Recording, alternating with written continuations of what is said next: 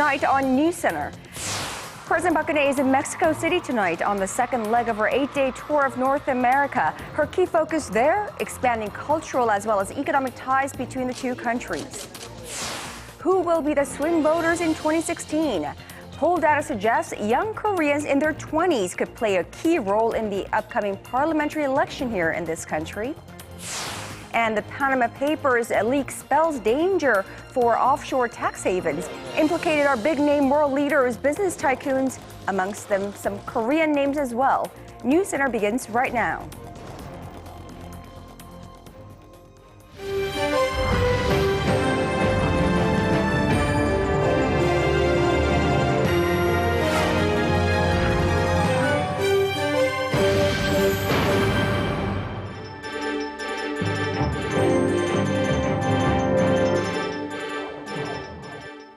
It is 7 a.m. in Mexico City, 9 in Washington, and 10 on a Monday night here in Seoul. Hello and welcome to our viewers all across the globe. You're watching Arirang News Center. Now, President Park wakes up to her third day in Mexico City on the second leg of her 8-day North America tour. The South Korean president's primary agenda there, expanding bilateral ties between the two countries, specifically on the economic and cultural fronts. Our Song Ji-sun is traveling with the president, and she joins me from Mexico City. Now, Ji-sun, the highlight of today will be the Seoul and Mexico summit, but it was on the Korean wave that she kicked off her visit.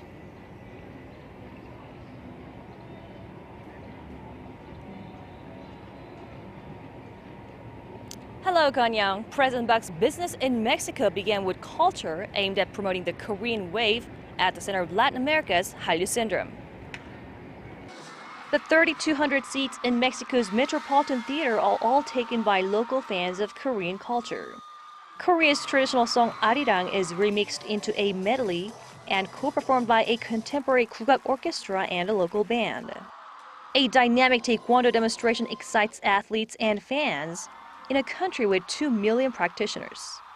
The fun reaches its peak with a performance by K-pop superstars Infinite. After an hour filled with harmony, President Park greeted the local audience in Spanish. 모두가 하나 되게 하는 너무나 흥겹고 또 멋진 훌륭한 공연을 펼쳐주신 그 여러분들께 감사를 드리고 또 오늘 자리를 함께 해주신 멕시코 국민 여러분께 감사를 드립니다. Muchas gracias. Adiós. President Park's cultural diplomacy also took her to Mexico's National Museum of Anthropology, where she appreciated the rich legacy of Aztec and Maya civilizations and vowed greater cooperation and exchanges between the two countries' museums. President Park's focus will now shift to business as she sits down for summit talks on Monday with her Mexican counterpart, Enrique Peña Nieto. In an interview with a Mexican daily, El Universal, she said a free trade pact between the two countries will be a win-win for both and a much faster and an efficient way to boost trade than the Trans-Pacific Partnership, which Mexico is putting more priority in. Back to you, Gangwon. Our Song Ji-sun reporting from Mexico City. Many thanks for that. Now, also noteworthy is the business delegation traveling with the president. A team of more than 140 Korean businesses, the largest to date, is in the North American country, eager to explore new opportunities there. Energy and healthcare sectors in particular are what many of these businesses have their eyes on. Tapping into the Mexican market, our news feature tonight with Oh Soo-young. The anticipation is palpable. Korean corporate executives are exploring a new business frontier as part of a special delegation to Mexico on the sidelines of President Park Geun-hye's official 4-day visit. The delegation is composed of some 144 corporate entities, 13 conglomerates, 95 small and medium businesses, 32 public organizations, and representatives from 4 hospitals.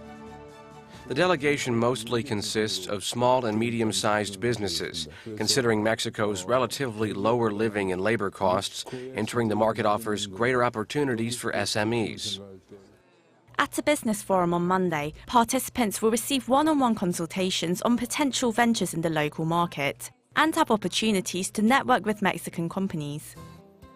Mexico, with a population of more than 120 million, is the second largest market in Latin America and a budding economy, recording a growth rate of 2.5% last year.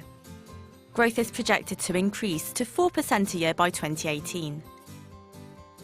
Last year, trade between Korea and Mexico exceeded $14 billion, making Mexico Korea's 9th largest trading partner, and Korea Mexico's 4th largest partner in trade, after the US, China and Japan.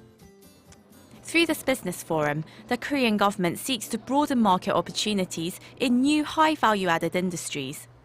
And the prospects appear promising, as Mexico is currently implementing its 6-year National Infrastructure Plan for 2018, seeking economic and social development through public-private partnership. The plan, worth an estimated $600 billion, encompasses more than 700 projects across the energy, communications, health, water, urban development and tourism sectors.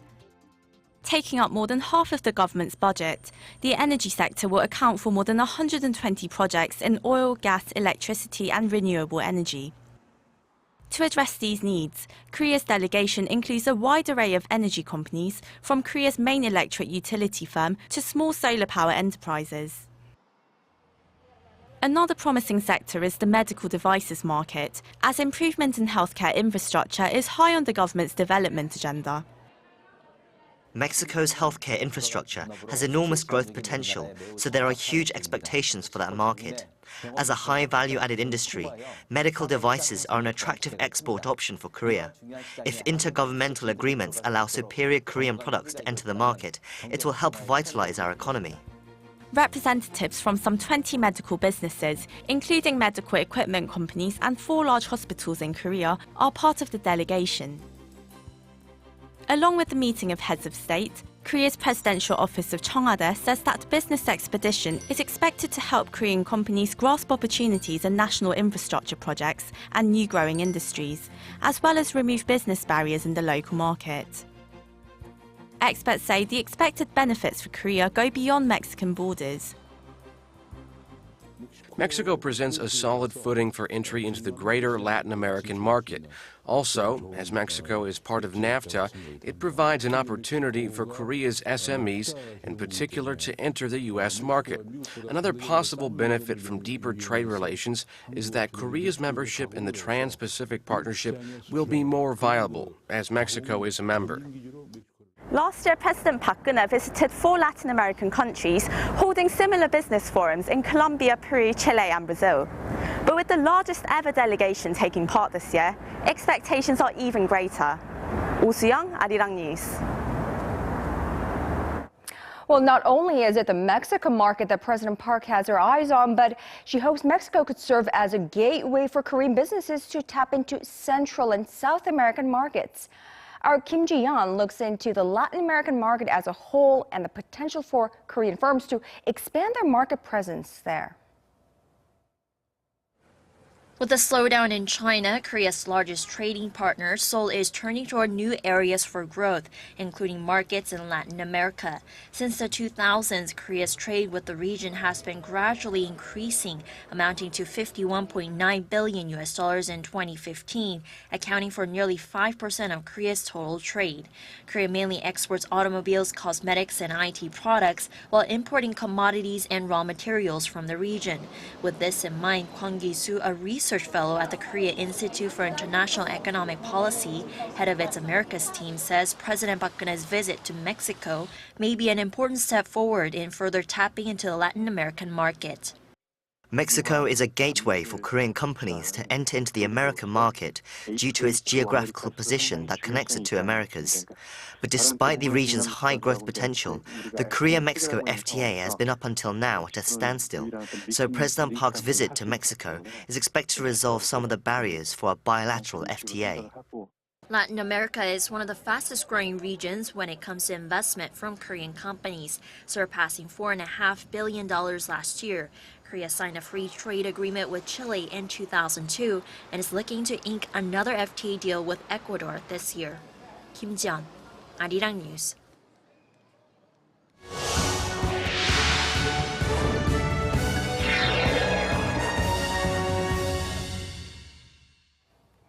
We're now exactly 9 days away from the 20th National Assembly election here in this country. How many more votes each candidate can secure in the remaining days will prove to be crucial, as estimates show millions of voters still remain undecided. Who will be the swing voters in 2016? Our Ji Myung-il sheds light on this make-or-break factor. The National Election Commission says that among the 42 million eligible voters, 7.5 million are swing voters with no specific party affiliation. A poll conducted by Gallup Korea from March 29th through 31st also showed that 72% said they would definitely vote on election day. That means roughly 25% or 7.5 million people have yet to decide which political party they will vote for. Recent factional strife within the ruling Saenuri Party and the opposition bloc's failure to form alliances were cited as the main reasons for the growing number of undecided voters. According to the Interior Ministry, the biggest voting bloc in terms of age are those in their 60s or older, 23% of all registered Korean voters, followed by voters in their 40s and their 50s. Political analysts say people in their 20s and 30s are critical of the government and the ruling Saenuri Party because of the employment crisis. People in their 40s were found to exhibit a tendency to vote based on practical concerns rather than conservative or liberal affiliations, as most have to shoulder the economic burden of educating children, supporting parents, and preparing for retirement amid job instability.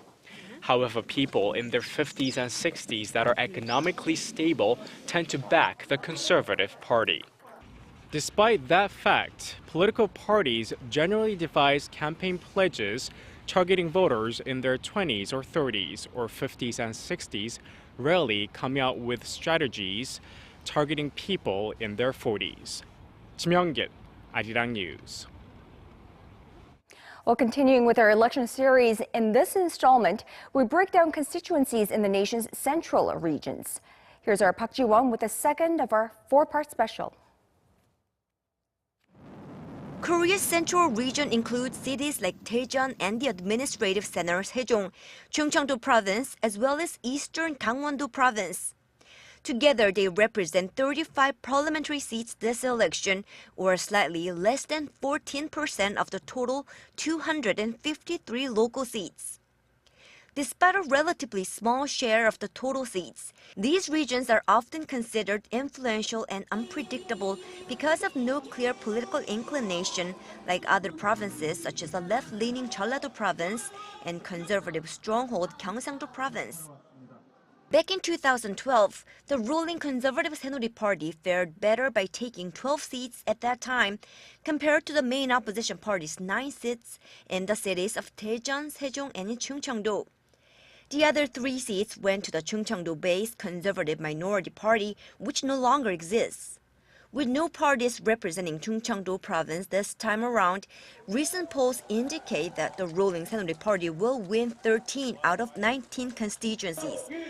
This is partly because opposition votes are divided with new minor opposition People's Party in the mix, as we can see in Cheonan, one of the major cities in the central province, where ruling Saenuri Party's Park Chan-woo is leading both opposition candidates Han Tae-seon and Lee Jong-seol.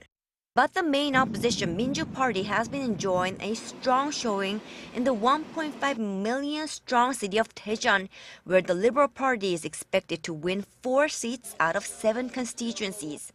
In Yuseong-B district in Daejeon City, the main opposition Minju Party's 3-term lawmaker Lee Sang-min is edging out the ruling Conservative Party's Kim Shin-ho despite divided Liberal votes. Over in the east, Gangwon-do province, where about 3% of the Korean population resides, the ruling Conservative Party swept all 9 seats in the region 4 years ago. While a recent poll shows that the Conservative Party is expected to win most of the local seats, in Wonju-B district, one of the biggest cities in the province, the ruling Saenuri Party's Lee Kang-woo is in a tight race with main opposition candidate Song Ki-hyun. 2 candidates ran for the same seat 4 years ago when the ruling party's Lee defeated Liberal Song by a 2.5 percentage point margin. Park Ji-won, Arirang News. Well, some of the biggest election battlegrounds are likely to be in each major party's traditional stronghold regions. Latest polls indicate voters in Daegu and Gwangju, conservative and liberal cities respectively, are having a tough time this time around, choosing between the status quo and a major change. Our Shin Se-min traveled to the 2 cities of interest. Regions with once strong political affiliations have become open battlegrounds due to unexpected political circumstances and what candidates intend to offer their traditional strongholds. A key regional battle is taking place in the country's third biggest city, Daegu, which is President Park Geun-hye's political home turf. Traditionally a conservative stronghold, all dozen electoral districts for the current parliament has been dominated by the ruling Saenuri Party. But for the 20th general election, one of the electoral districts failed to have a candidate nominated in the wake of the party's factional strife. Instead, many former ruling Saenuri Party members are running as independents, with Yoo Seung-min leading the pack after quitting the Conservative Party for dropping him from the nomination list due to conflicting political stances. No conservative candidate is running in the Daegu Donggu B district, fueling speculation that the region may no longer be a shoe-in for the ruling camp, as polls show locals might be eyeing a change. It's been too long. It's about time we had something different in this region. Still, it'll better be the ruling party. I'm rooting for them to win. Considered one of the main opposition party's key strongholds in the Honam region, 6 different candidates are facing off in Gwangju's Seoggu B district. But the race is expected to come down to 2 liberal candidates, newcomer Yang Hyang-ja of the main opposition Minju Party of Korea and the political heavyweight and a co-chair of the minor opposition People's Party, Chun Jung-bae. Yang, a former high flyer at Samsung Electronics, became the first female executive in Korea's biggest conglomerate in 2012. She hopes her success story will resonate with the public, while 5-term political veteran Chun, once a member of the largest opposition camp, is attempting to use his popularity to sway voters away from his old party. The latest polls show that the approval rating of the veteran politician is double that of the newcomer. But the public sentiment is sharply divided over whether to embrace change with the liberal parties or opt to support a traditional favorite. My heart is with the local pick, the Minju Party. Only an experienced politician would know what they'd do in that seat. With the candidates in nip and tuck matches in several regions, the clock is ticking for voters to make up their minds, as the first round of early voting for the April 13th election will take place on Friday. Shin Se-min, Arirang News, Daegu.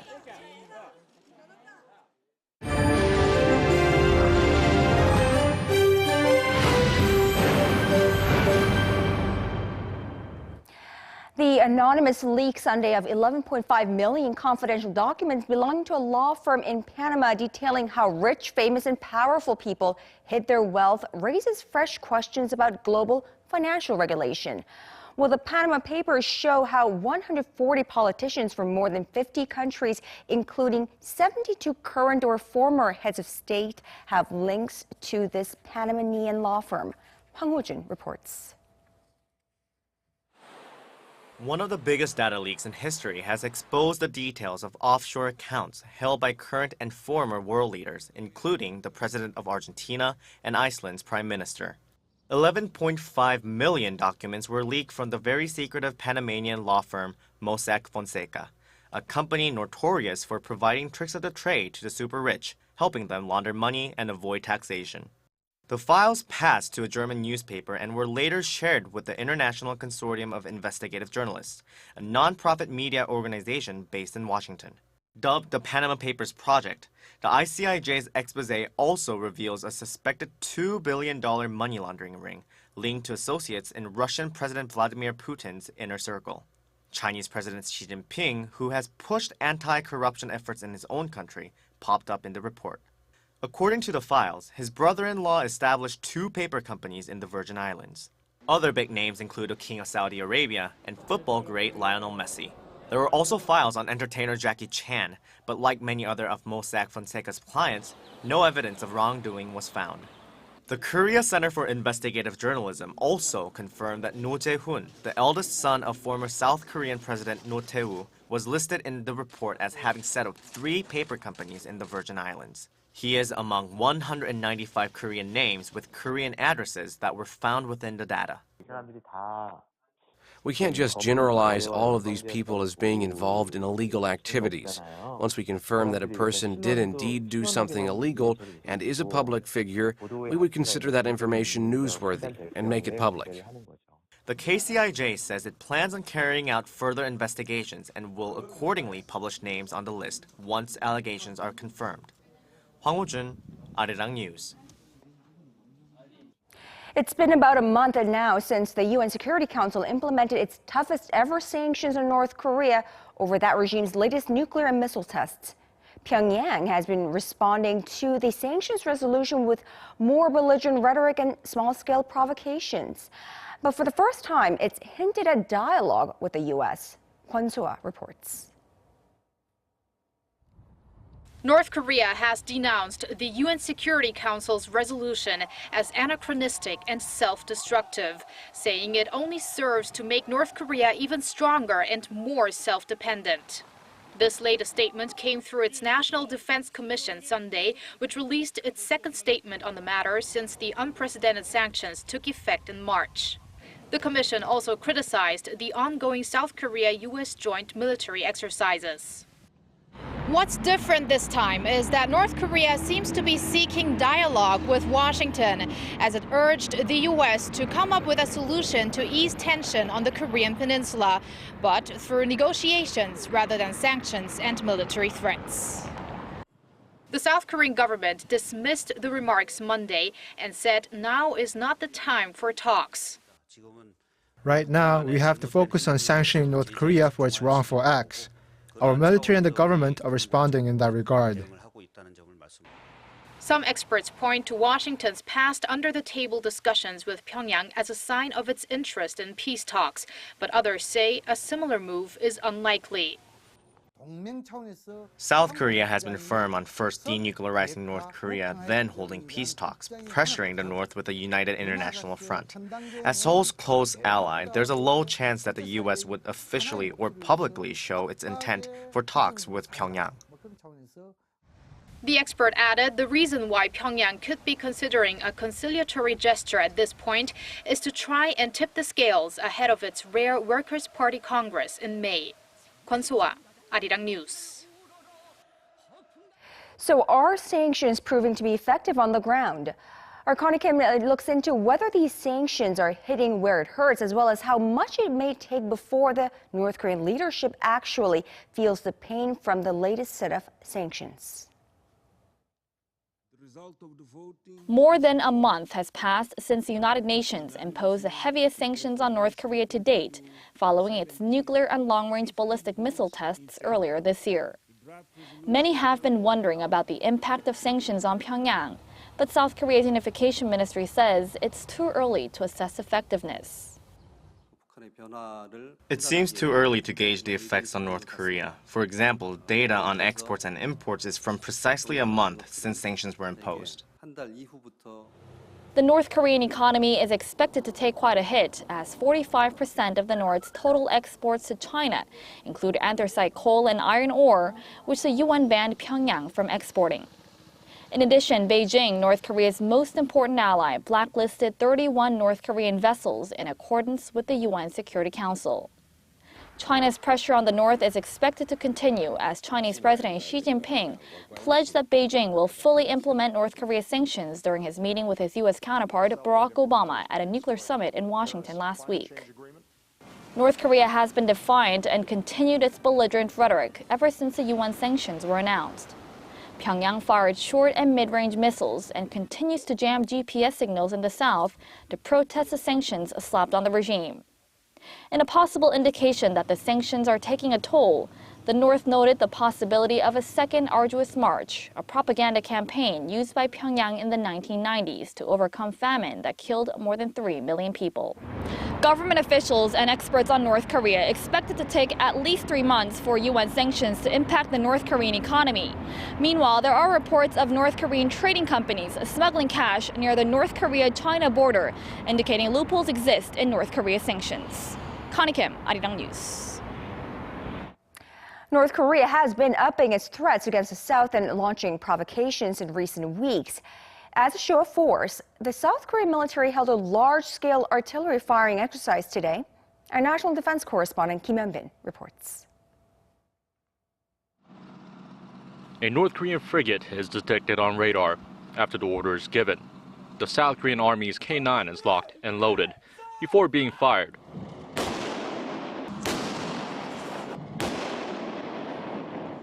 Simultaneously, 130mm multiple rocket launchers on the coast fire shells on the targets. Bullseye. A North Korean naval ship goes down in flames. This is all part of the Army artillery firing drill held in Gangwon-do, Gangwon-do province. A total of 20 heavy pieces of artillery, including the K-9 and multiple rocket launchers, took part in Monday's exercise to showcase the South Korean Army's firepower. Our military is maintaining the highest readiness. If North Korea engages in a provocation, they will realize it means their destruction. The South Korean military says it's keeping a close watch for any unusual movements from Pyongyang and emphasized that it is ready to counter any threats from the north. Kim Hyun-bin, Arirang News.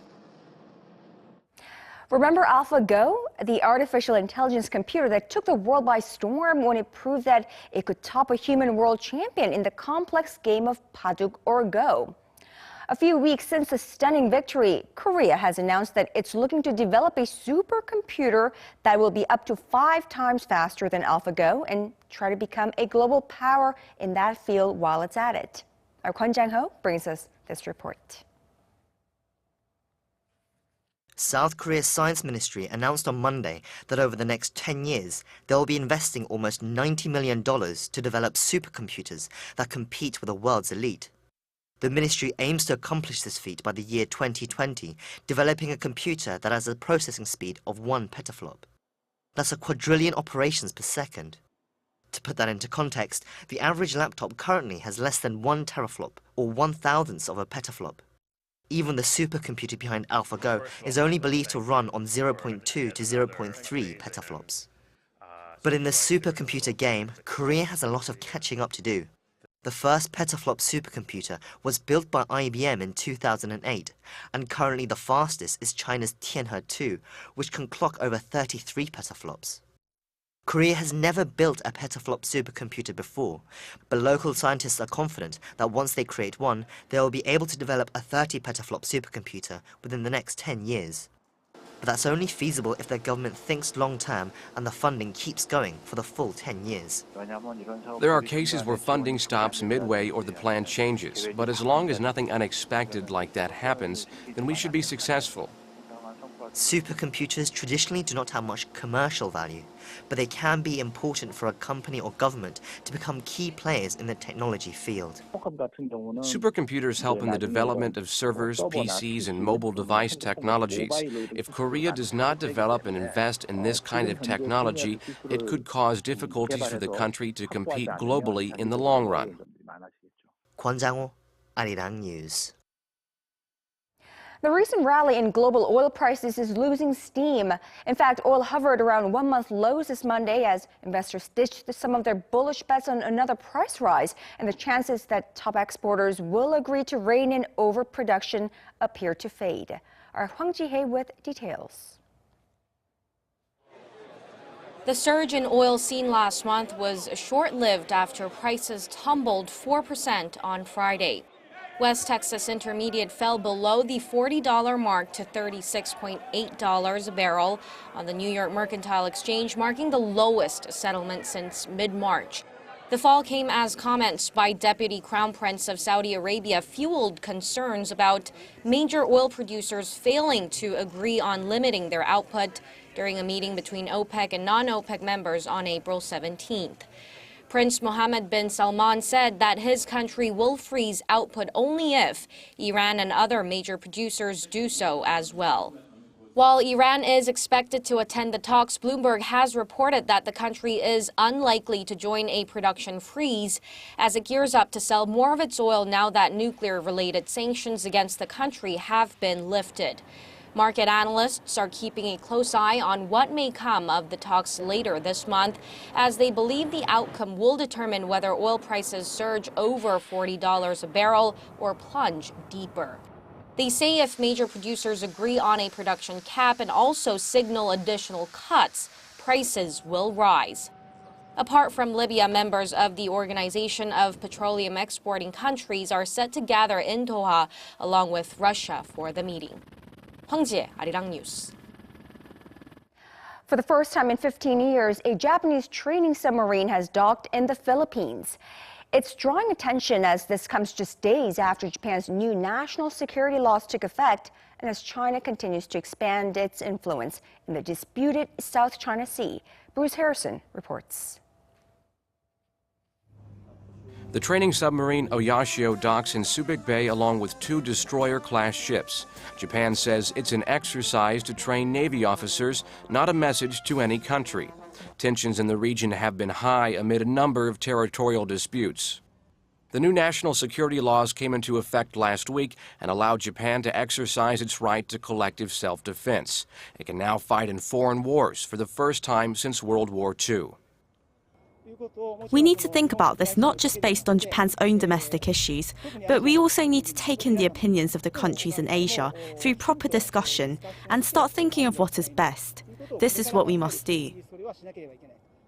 Japan has offered the Philippines planes to expand patrols over the disputed South China Sea. China claims more than 90% of the sea and has been building bases on reclaimed islands to expand its influence. Up to $5 trillion worth of trade flows through the South China Sea each year, and around 6 countries have competing claims over territory. Bruce Harrison, Arirang News. And now for some sports. Korean-born Lydia Ko became the youngest player to win 2 LPGA major championships when she birdied the par 5 18th to clinch the ANA Inspiration on Sunday. The 18-year-old golfer from New Zealand closed with a 3-under 69 at the Mission Hills Country Club in California to finish at 12-under par 276. Now, despite returning to the field shortly after a series of lower back injuries, Chun In-ji from Korea finished the tournament 1 stroke off the lead, tied for second with Britain's Charlie Hull. Ko now holds 12 LPGA Tour victories in total, 5 from last year when she was named the Tour's Player of the Year.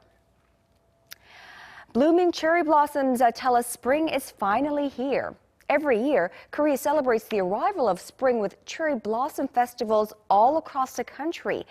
And one that attracts millions is the Yeouido Festival. Roughly 1,600 cherry trees are planted along the Hangang River there in Seoul. Our weathercaster Lee Ji-hyun went to check out the sea of delicate white and pale pink blossoms at their peak bloom.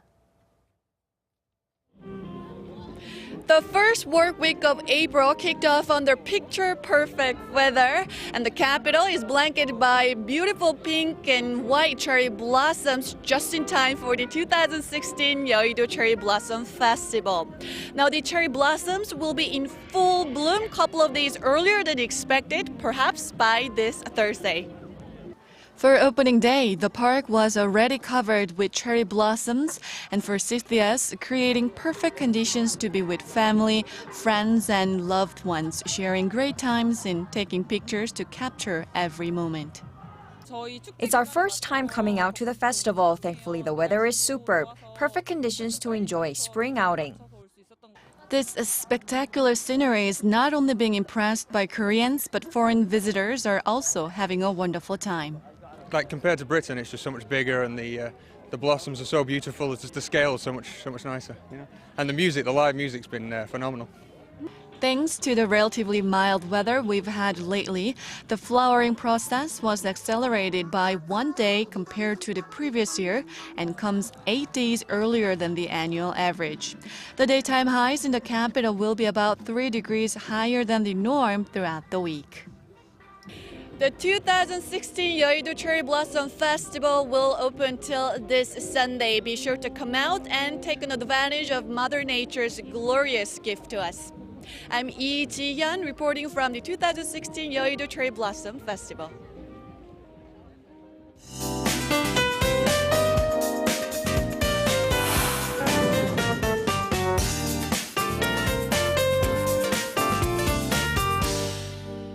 Well, time now to get a check-in with our Daejeon, who was at the Yeouido Hangang Park.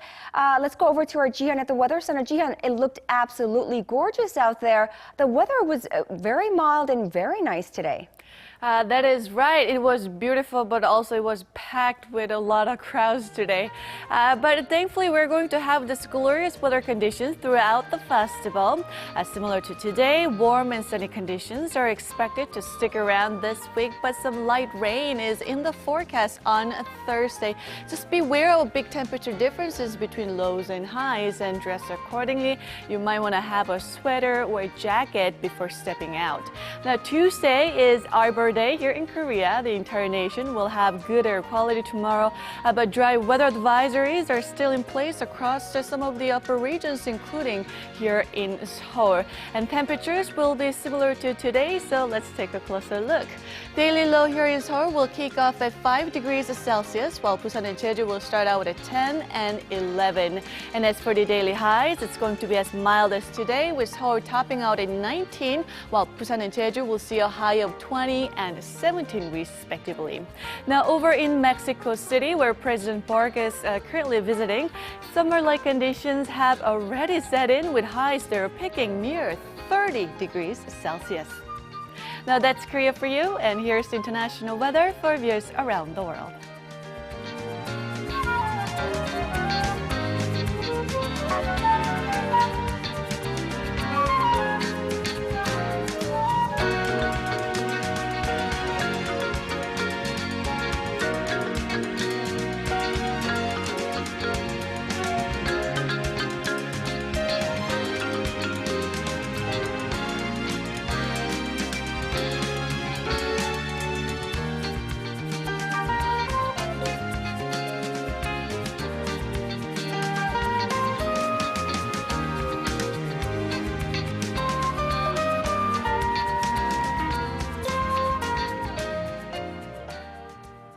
Well, wherever in the world you are, I hope you're enjoying this beautiful spring day in April. That is our broadcast on this Monday night. I'm Moon Gan-young.